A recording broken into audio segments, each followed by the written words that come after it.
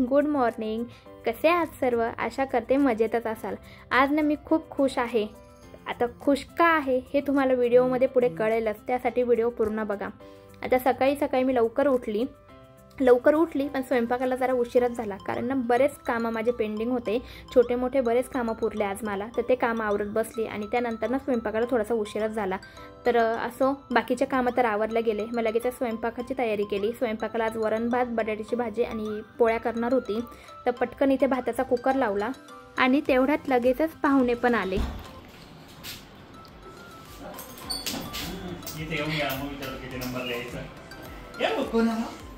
मामा मामा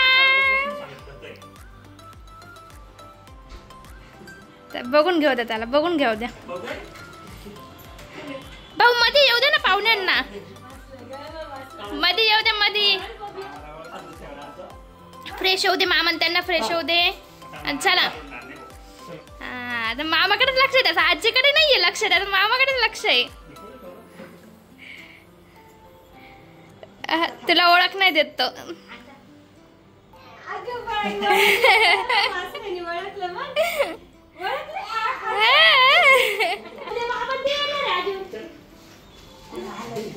नाही मामा, नाही, मामाला फ्रेश होऊ दे, मामाला फ्रेश होऊ दे.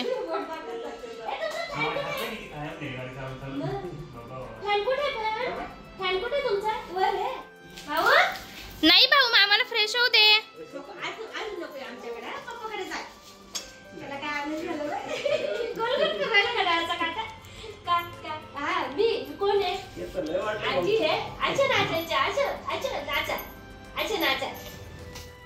मी तुम्हाला बोलली होती बघा सुरुवातीला की मी आज खूप खुश आहे, खूप आनंदी आहे. तर हेच माझं कारण होतं, कारण उद्या वेदचा बड्डे आहे आणि वेदच्या बड्डेसाठी माझा छोटा भाऊ म्हणजेच वेदचा मामा आणि वेदची आजी आली.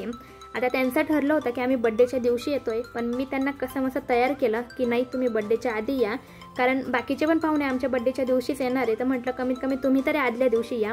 तर आणि पहिले मी नाशिकला राहत होती ना, तर नाशिकला कसं असायचं, माझ्या छोट्या भावाचं त्याला जेव्हा आठवण आली तेव्हा तो वेदला भेटायला यायचा. पण मम्मीचं कसं, जेव्हा तो आणेल मम्मीला तर तेव्हाच मम्मीचं येणं असायचं. मम्मीचं काही सारखं येणं होत नव्हतं. पण नाशिकला जवळ होती मी, तर तिचं पण येणं असायचं, भेटायला यायची ती कधीमध्ये, किंवा आमचं कधीमध्ये जाणं झालं तर आम्ही जायचो. पण इकडे पुण्याला मी शिफ्ट झाली ना, तर तसं मम्मीचं येणं काही झालंच नाही. म्हणून मी तिला बोलली की कमीत कमी तू आदल्या दिवशी ये, म्हणजे तुलाही राहायला भेटेल आणि वेदसोबत वेदलाही तेवढीच मजा येईल. आता ना इथे सगळे येणार होते, पण माझा मोठा दादा काही येणार नव्हता, कारण ना त्याला सुट्टीच नव्हती. आणि त्याने आत्ता सुट्टी घेतली असते ना, तर त्याला पुन्हा परत दिवाळीला सुट्टी मिळाली नसते. मग आम्ही पण समजून घेतलं की ठीक आहे, जाऊ दे, तू दिवाळीला ये. तर दिवाळीला येईल ना तेव्हा आम्हाला भेटायला नक्कीच येणार आहे.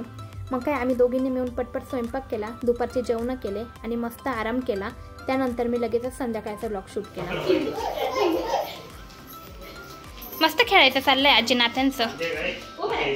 काय पाहिजे? हो, घेते ना.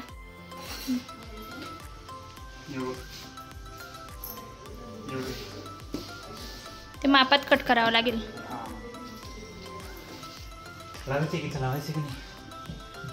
तो जातो ना तिथे खेळण्या वगैरे फेकतो ना, तो इकडे तर टेबल ठेवलेला राहतो, त्याच्यामुळे तिथून इथपर्यंत लावून द्या असं वाटतं मला. पण इकडे काय चालू आहे? इकडे काय चालू आहे? हा, आजीचं आणि नाताचं, आजीचं नाताचं काय चालू आहे? त्याच्यात जेव करायचं असतं भाऊ. वेदू काय करतो भाऊ? अच्छा अच्छा अच्छा अच्छा अच्छा, लागेल तिकडे, लागेल. नाही, टेप नाही येतो, टेपचं काम झालंय.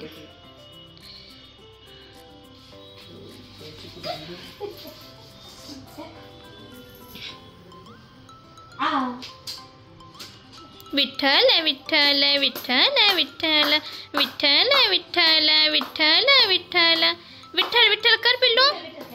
विठ्ठल विठ्ठल, तू कर, आजीला येतं, तू कर, तो शहाणा तुला शिकवेल. विठ्ठल तू कर, हा, पाय सरळ कर पहिले. हा, विठ्ठल विठ्ठल विठ्ठल विठ्ठल विठ्ठल विठ्ठल, करा विठ्ठल विठ्ठल करा विठ्ठल विठ्ठल.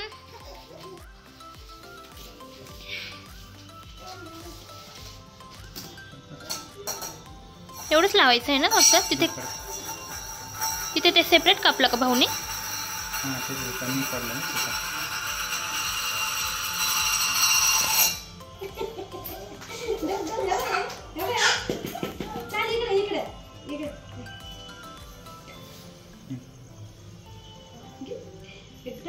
आता नाही लागणार ना त्याला, काही इथे खाली भीती वाटायची ना ते लागेल म्हणून.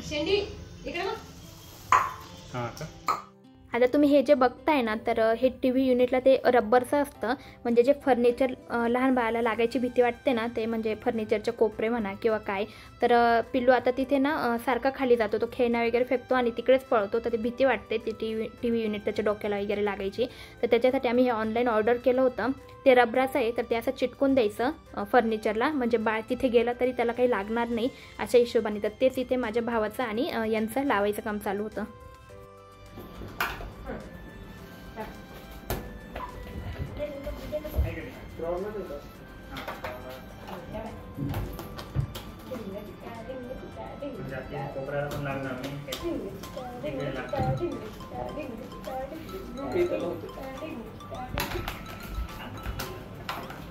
लागलं का?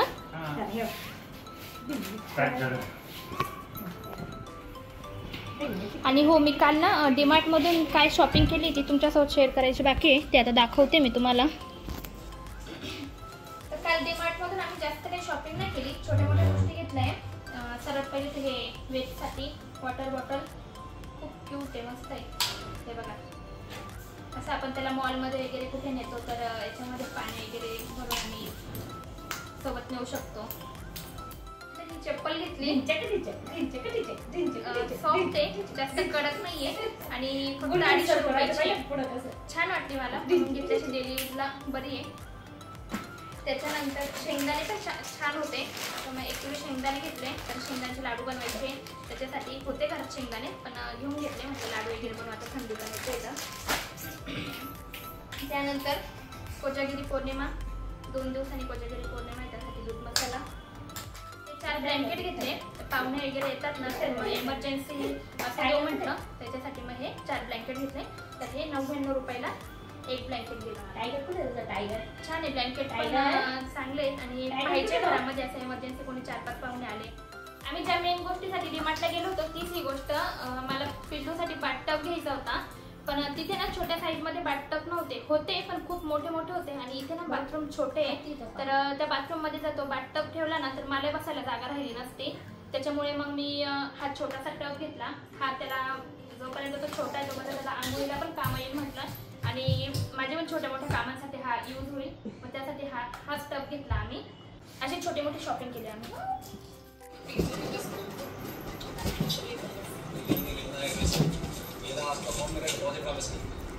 वेदू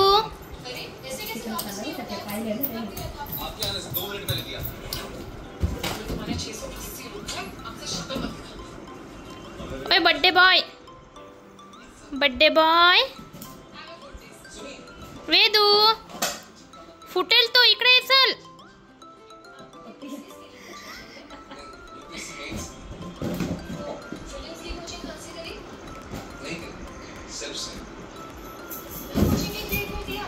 अरे बापरे, काय भाऊ, काय येतंय? बलून.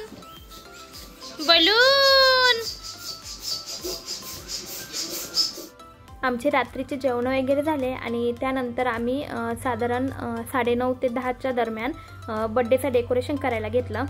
कारण आमचं पहिलेच ठरलं होतं की डेकोरेशन अगदी साधं आणि सिंपल करायचं, कारण आम्ही वेदचा बड्डे खूप छोटासा करणार होतो, खूप मोठा बड्डे करणार नव्हतो. कारण आमचं आधीपासून ठरलेलं होतं की 1 वर्षाच्या बाळाला ना काही समजतच नाही आणि त्याची चिडचिड होते, ते वेगळं. फक्त आपण आपल्या हौसीसाठी त्याचा बड्डे करतो, तर हे काय आम्हाला पटलं नाही. म्हणून आम्ही ठरवलं की आपण घरच्या घरी डेकोरेशन करू, अगदी कमी पाहुण्यांमध्ये त्याचा बड्डे सेलिब्रेट करू आणि जेव्हा तो मोठा होईल ना, जेव्हा त्याला समजेल की बड्डे म्हणजे काय असतं, तेव्हा आम्ही त्याचा बड्डे नक्कीच मोठा करणार आहे, हे आमचं फिक्स आहे. तर त्यासाठी आम्ही इथे डेकोरेशन वगैरे करत होतो आणि ज्याच्यासाठी हे सर्व चालू होतं तो मागे कसा राहणार, म्हणजेच वेदची मध्ये लूटबूट चालू होती. हा फुगा पकडू की तो फुगा पकडू असं त्याला झालं होतं. सर्वांच्या मध्ये खेळत होता, मध्ये लूटबूट करत होता, पण ठीक आहे, रडला नाही, काही नाही, त्याचं मस्त खेळणं एन्जॉय करत होता आणि आम्हालाही आमचं काम त्याने मस्त व्यवस्थित करू दिलं. एवढ्या बाबतीमध्ये माझं बाळ खरंच खूप गुणी आहे, कोणत्या गोष्टीमध्ये तो कधीच त्रास देत नाही. म्हणजे आम्हाला जे करायचं ते आम्ही व्यवस्थित आमच्या गोष्टी, आमचं काम व्यवस्थित करतो आणि तो त्याचं खेळणं एन्जॉय करतो. त्याला खेळायला जास्त काही लागत नाही, अगदी जे काही असेल साधं सुधं त्या खेळणीमध्ये तो मस्त रमून जातो. तर इथे आम्ही बऱ्यापैकी डेकोरेशनसाठी फुगे वगैरे फुगून घेतले होते. इथे त्याचे आजी, मामा, त्याचे पप्पा आणि मी आम्ही सगळेच त्याच्या डेकोरेशनच्या तयारीसाठी लागलेलो होतो. आता डेकोरेशन कसं केलं, काय केलं हे तुम्हाला दाखवायचं होतं, पण ना माझ्या मोबाईलची चार्जिंग पूर्णपणे संपून गेली होती. त्याच्यामुळे कोणाच्या लक्षातच आलं नाही की ती व्हिडिओ आपण घेऊ म्हणून. तर ती व्हिडिओ तुमच्यासोबत शेअर करायची राहिली. त्यामुळे तुम्ही तेवढं समजून घ्या. आणि आजचा ब्लॉग तुम्हाला कसा वाटला ते मला कमेंटमध्ये नक्की कळवा. आजचा ब्लॉग तुम्हाला आवडला असेल तर लाईक, शेअर, सबस्क्राईब नक्की करा. भेटूया अशाच एका नवीन ब्लॉगसोबत. तोपर्यंत बाय.